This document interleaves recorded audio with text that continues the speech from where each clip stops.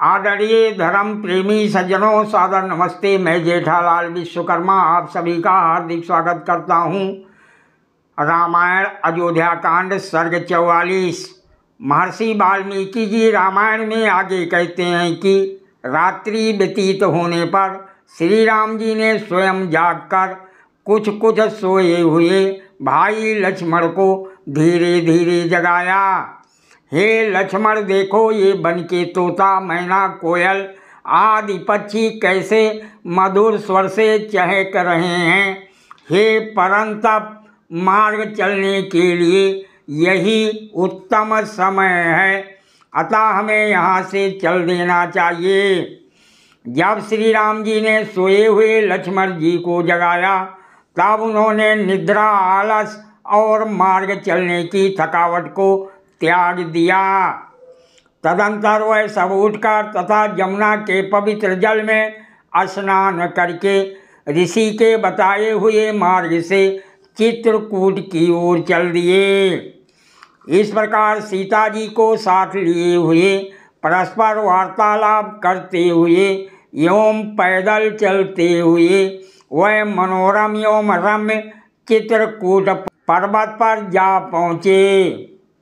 उस पर्वत पर पहुंचकर श्री राम जी ने लक्ष्मण जी से कहा, हे सौम्य, ये पर्वत कैसा मनोहर है। ये अनेक प्रकार के वृक्ष और लताओं से युक्त तथा अनेक प्रकार के फल एवं मूलों से परिपूर्ण होने के कारण कैसा रमणीक दिख पड़ता है। हम लोगों का निर्वाह यहाँ सरलता पूर्वक हो जाएगा। इस उन्नत पर्वत पर महात्मा और मुनि लोग भी निवास करते हैं। ये स्थान वास करने योग्य है, अतः हे सौम्य, हम लोग यहीं पर आनंद पूर्वक रहेंगे।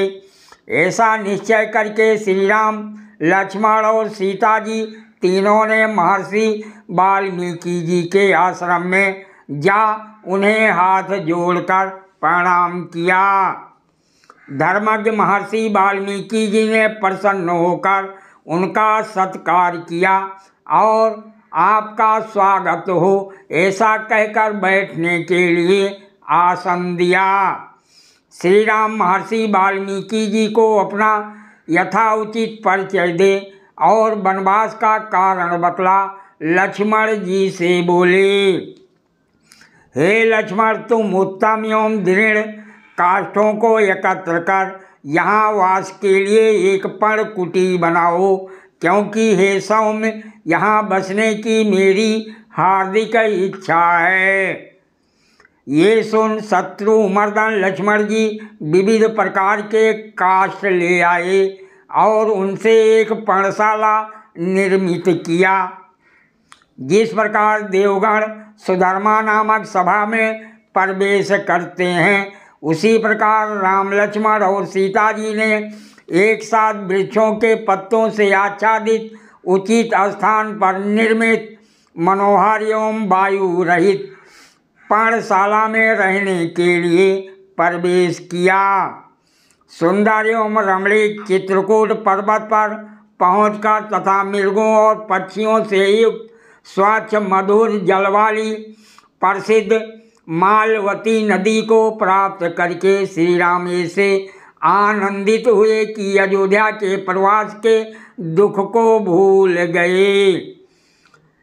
विशेष यहाँ तक महर्षि वाल्मीकि जी ने श्री राम के अयोध्या से चित्रकूट तक की यात्रा का वर्णन किया है। अगले सर्ग से राम वियोग में अयोध्या में घटित घटनाओं का आरंभ होता है। स्मरण रहे, श्री राम अयोध्या से चित्रकूट 5 दिन में पहुँचे थे। 3 दिन उन्होंने केवल जल पीकर निर्वाह किया। चौथे दिन से कंदमूल, फल आदि का सेवन प्रारंभ किया।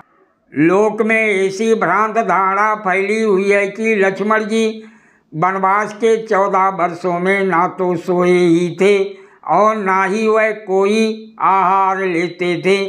उक्त श्लोक से लक्ष्मण जी के ना सोने का प्रवाद का खंडन हो जाता है। सादर प्रणाम। जय सिया राम जी की।